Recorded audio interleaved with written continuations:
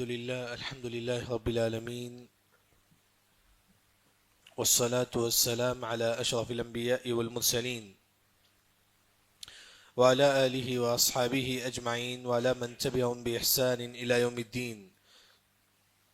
أعوذ بالله من الشيطان الرجيم. بسم الله الرحمن الرحيم. ويل لكل همزة لمزة الذي جمع مالا وعدده. انشاءاللہ آج ہماری تفسیر ہوگی سورۃ الہمزہ. چھوٹی سورت ہے، اس میں جو ہے نا 9 آیت ہے، بس چھوٹی سورت ہے، اس میں 9 آیت ہے. سب سے پہلے ویل، آپ دیکھیں گے 2 سورت قرآن میں جو ویل سے شروع ہوتا ہے. ایک سورۃ المطففین ہے، ویل للمطففین، ایک سورۃ الہمزہ. صرف 2 سورت ہے جو ویل کے لفظ سے شروع ہوتا ہے. سورہ ویل کا معنی کیا ہے؟ برباد ہونا، عذاب ہونا، برباد ہونا، ہلاک ہونا. ویل سورہ مطففین میں اگر کوئی انسان کسی کا مال ہڑپ لیتا ہے ناپ تول میں، یا کسی کی زمین ہڑپ لیتا ہے، اس کے لیے بربادی ہے، ویل ہے. سورہ مطففین میں مال کے تعلق ہے. اگر کوئی مسلمان کسی کا مال ہڑپ لیتا ہے تو اس کے لیے ویل ہے، بربادی ہے. سورہ ہمزہ میں اگر کوئی مسلمان کسی کی غیبت کرتا ہے اس کے لیے بھی ویل ہے، بربادی ہے. اس کے لیے ویل ہے، بربادی ہے. ویل کا اصل جو معنی ہے ہلاک ہونا، برباد ہونا. اس کی کوئی جو تفسیر ہے، جہنم میں گڑھا ہوگا جس میں جو ہے نا اس لوگوں کو پھینکا جائے گا جو غیبت کرتا ہے. جہنم میں گرم گرم گڑھا ہوگا جس میں اللہ تعالیٰ ان لوگوں کو پھینکیں گے جو غیبت کرتا ہے. ویل لکل ہمزۃ لمزہ. جیسا کہ کل ہم لوگ تفسیر پڑھے تھے سورۃ العصر، اور سورہ عصر کے بعد سورۃ الہمزہ ہے. دونوں میں کیا کنیکشن ہے؟ سورہ عصر میں اللہ نے فرمایا کہ ان الانسان لفی خسر، دنیا میں جتنے لوگ ہی تمام لوگ نقصان میں ہیں، تمام لوگ گھاٹے میں ہیں. کون انسان گھاٹے میں ہے؟ جو غیبت کرتا ہے، جو سورہ ہمزہ میں بتایا گیا ہے. وہ انسان گھاٹے میں ہے، نقصان میں ہے. دوسرا، جو انسان اس کی زندگی کا ٹارگٹ صرف مال جمانا بس، یہ انسان بھی گھاٹے میں ہے، نقصان میں. چلیے ہم لوگ سورہ ہمزہ کی تفسیر دیکھیں گے. سب سے پہلے ویل لکل ہمزۃ لمزہ. ویل بربادی ہے لکل، ہر ایک، ہمزہ اور لمزہ. ہمزہ کسے بولتے ہیں؟ جیسا کہ کوئی انسان جو ہے نا ایکشن کر کے بتاتا ہے وہ لنگڑا ہے، دوستوں کی محفل میں ایکشن کر کے بتاتا ہے وہ لنگڑا ہے، وہ اندھا ہے، وہ حقل کے بات کرتا ہے، یعنی کہ پیٹ پیچھے کسی کے عیب بتانا، لنگڑا، لولا، یہ ہمزہ ہے. اس کے لیے بھی جو ہے نا ویل ہے، بربادی ہے، وہ بھی جہنم میں داخل ہوگا. خاص طور پر کیا ہوتا ہے کالج وغیرہ میں بچے کیا کرتے ہیں؟ استاد کا نقل مارتے ہیں، انہیں ویسا ہے ویسا ہے، ایکشن کر کے بتاتے ہیں. یہ ہمزہ ہے، یعنی کہ کسی کے پیچھے جو ہے نا ان کے بارے میں ایکشن کر کے بتانا، یہ لنگڑا، لولا، حقلتا ہے. تو یہ جو ہے نا ہمزہ ہے.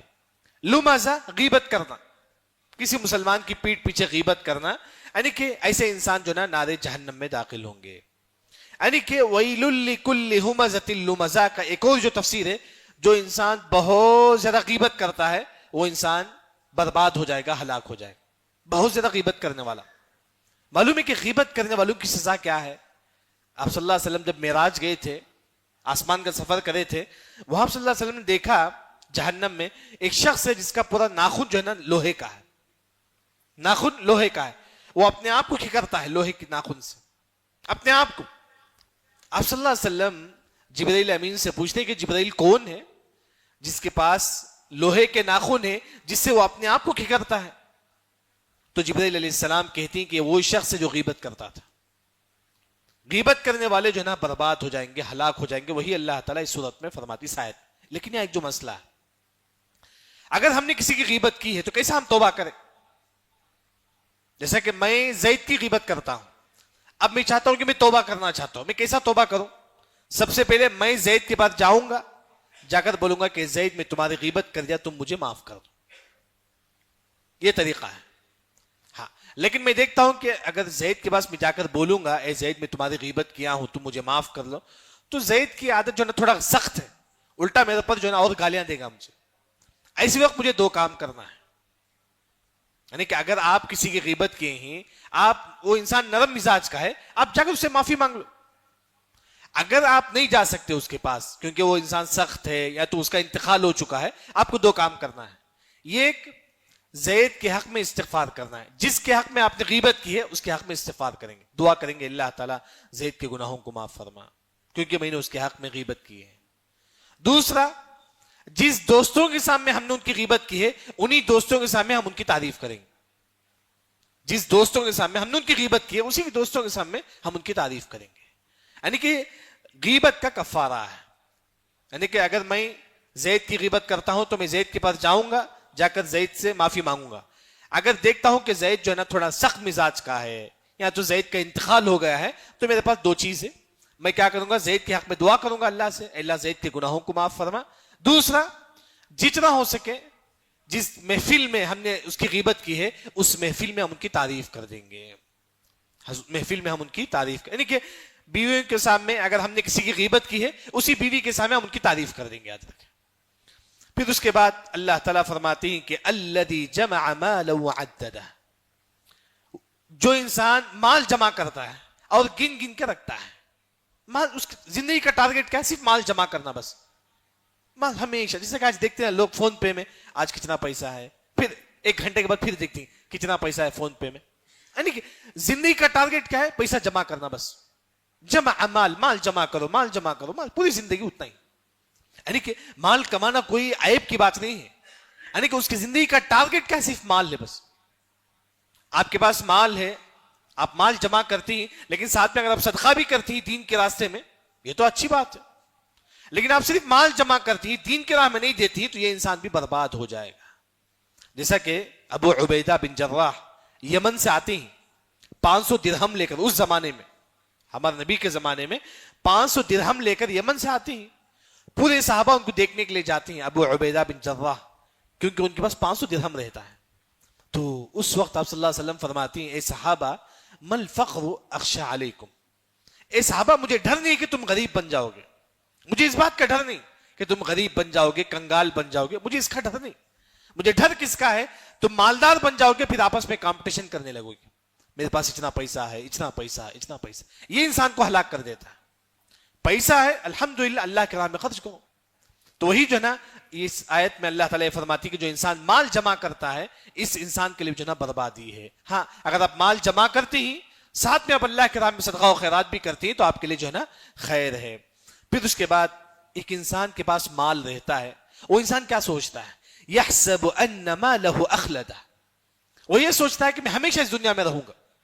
یعنی کہ اسے معلوم ہے کہ موت آئے گی لیکن وہ یہ سوچتا ہے کہ میں ہمیشہ ہمیشہ اس دنیا میں رہوں گا. یہ انسان سوچتا ہے.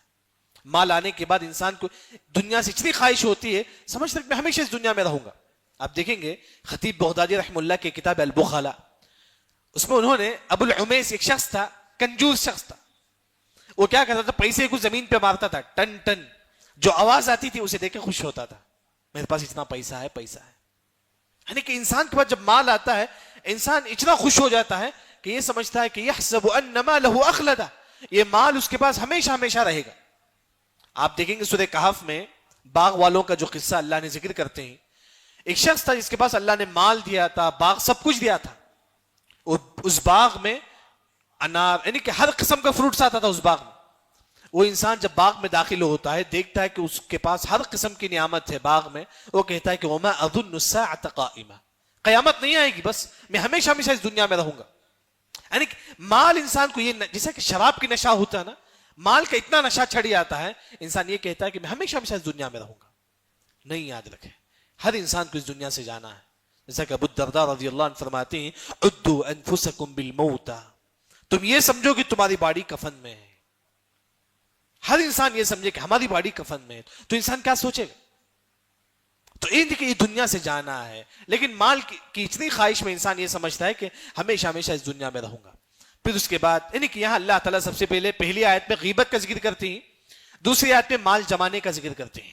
مفسرین نے کہا کہ جس کے پاس مال ہے وہی دوسروں کا مذاق اڑاتا ہے. جب انسان کو جب مال آتا ہے دوسروں کو حقیر سمجھ کے مذاق اڑاتا ہے.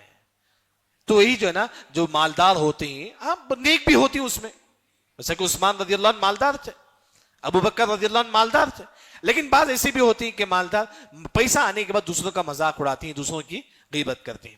اس کے بعد اللہ نے کہا کہ کلا لینبذن فی الحطمہ، یہ جو غیبت کرنے والے ہیں، یہ جو مال جمع کرنے والے ہیں، لینبذن، لینبذن کا اصل جو معنی ہے کھجور کی جو گٹلی ہوتی ہے، ہم کھجور کھانے کے بعد اس کا جو بینج ہوتا ہے ہم اسے اٹھا کے پھینک دیتے ہیں، اس طرح اللہ تعالیٰ اس شخص کو اٹھا کے جہنم میں پھینک دے گا، یعنی کہ اتنے حقیر کے ساتھ جو مال جمع کرتا تھا، اللہ کے راہ میں صدقہ نہیں کرتا تھا، جس طرح کھجور کی گٹلی ہم پھینکتے ہیں، اس طرح اللہ تعالیٰ اس مالدار شخص کو جہنم میں پھینک دے گا جو مال رکھ کے اللہ کے راہ میں صدقہ و خیرات نہیں کرتا تھا، اور مال رکھ کے جو ہے نا دوسروں پر فخر کرتا تھا، دوسروں کی غیبت کرتا تھا.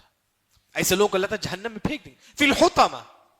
پھر اس کے بعد اللہ تعالیٰ فرماتے ہیں وما ادراک ما الحطمہ، آپ کو کیا معلوم ہے کہ حطمہ کیا ہے، جہنم کی آگ کیا ہے؟ نار اللہ، یہ اللہ کی آگ ہے، موقدہ جو بھڑکائی ہوئی ہے، یعنی کہ یہ ایک آگ جو ہم سلگاتے ہیں گھر میں، یہ ہم لوگ سلگاتے ہیں آگ، لیکن نار اللہ یہ اللہ کی آگ ہے، جہنم کی آگ. جہنم کی آگ تو اللہ کی آگ ہے، تو یہ بہت خطرناک آگ ہے، یاد رکھیں. تو وہی اہل علم نے فرمایا جہنم کی آگ کا یہ قطرہ، اس جہنم کا آگ کا ایک قطرہ اگر اس پہاڑ میں گر جائے پورا پہاڑ پگھل جائے گا، کیونکہ اللہ کی آگ ہے.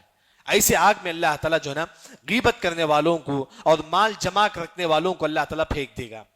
اس کے بعد اللہ تعالیٰ فرماتے ہیں کہ التی تطلع علی الافئدہ، یہ جو آگ ہے جہنم کی آگ داخل ہو جائے گی کہاں؟ ہمارے دل تک داخل ہو جائے گی آگ. تطلع داخل ہو جائے گی علی الافئدہ، دل تک. دنیا میں کیا ہوتا ہے کہ اللہ ہم تمام کی حفاظت کرے، کوئی انسان اگر جلتا ہے تو اس کی باڈی جلتا ہے پھر وہ مر جاتا ہے، وہ آگ ابھی دل تک نہیں پہنچتا ہے لیکن اس سے پہلے اس کی وفات ہو جاتی.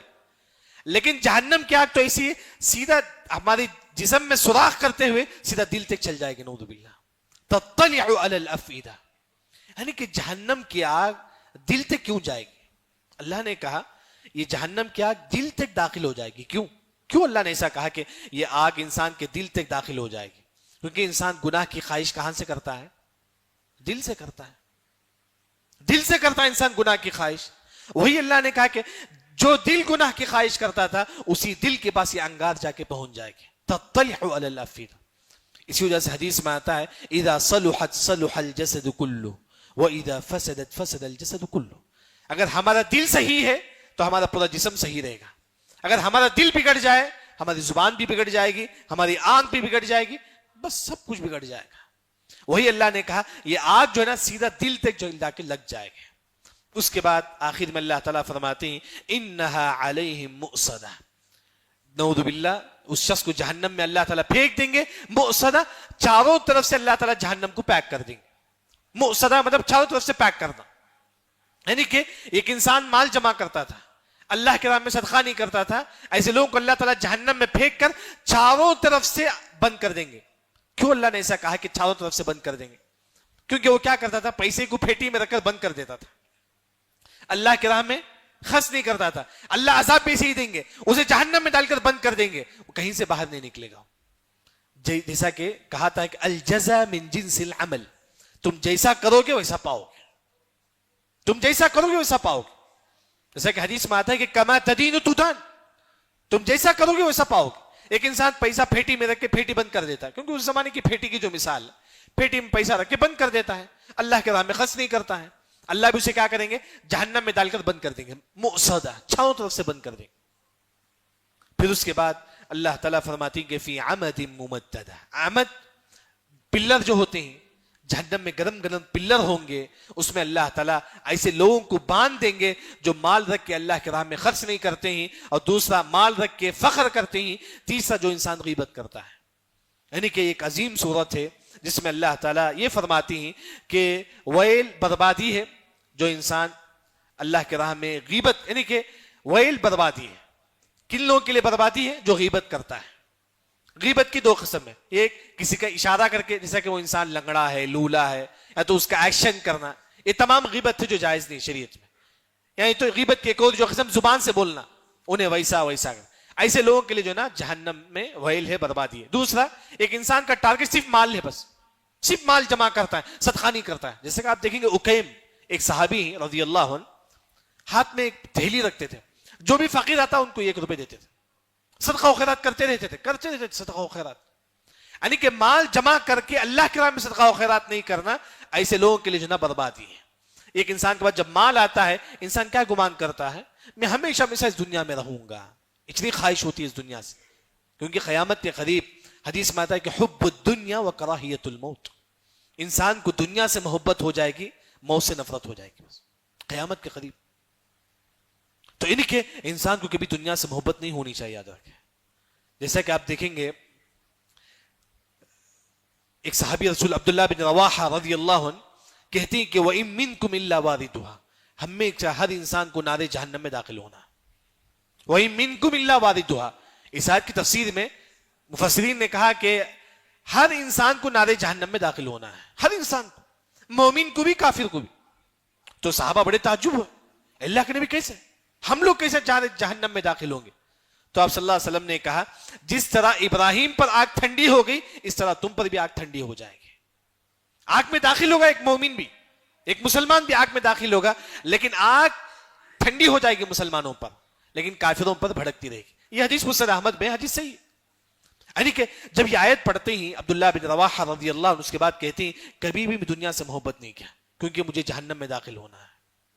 یعنی کہ وہی اللہ تعالیٰ یہاں فرماتی ہیں کہ مال رکھ کے اللہ کے راہ میں جو خرچ نہیں کرتا ہے اس کے لیے بربادی ہے۔ پھر اس کے بعد اللہ تعالیٰ فرماتی ہے کہ مالدار یہ گمان کرتا ہے میں ہمیشہ ہمیشہ اس دنیا میں رہوں گا، نہیں، ہمارا عقیدہ ہے کہ انسان اس دنیا سے جائے گا، بلکہ حدیث میں آتا ہے کہ انسان ہر دن یہ سوچے کہ مجھے ایک نہ ایک دن مرنا ہے، موت کو یاد کرے انسان ہر دن، کیونکہ موت کبھی بھی آ سکتی ہے۔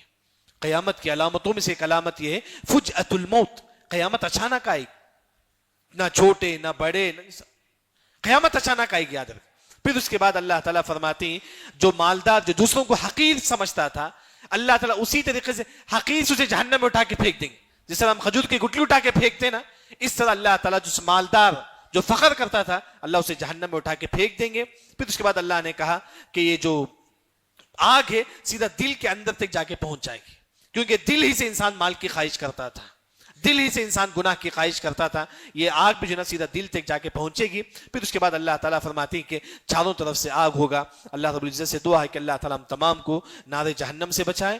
جب بھی جہنم کا ذکر آئے ہم پڑھیں گے کہ اللہم انا نعوذ بک من النار، اور قرآن پڑھنے کے بعد جیسا کہ اب یہ صورت ہو گئی ہماری، اب ہو گیا تو سنت یہ ہے کہ آپ صلی اللہ علیہ وسلم نے کہا جب قرآن پڑھنے کے بعد جب آپ قرآن بند کرتی ہیں اس کے بعد آپ یہ دعا پڑھو سبحانک اللہم و بحمدک اشہد ان لا الہ الا انت استغفرک و اتوب الیک۔ ہم صرف مجلس کی دعا میں پڑھتے ہیں، نہیں، حدیث میں آتا ہے کہ قرآن پڑھنے کے بعد بھی جو ہے نا یہ دعا ہم کو پڑھنا ہے۔ جب بھی آپ گھر میں آدھا پارا پوپرا آپ پڑھتے ہیں اس کے بعد جب آپ قرآن بند کرتے ہیں اس کے بعد یہ دعا پڑھو سبحانک اللہم و بحمدک اشہد ان لا الہ الا انت استغفرک و اتوب الیک۔ السلام علیکم و رحمۃ اللہ وبرکاتہ۔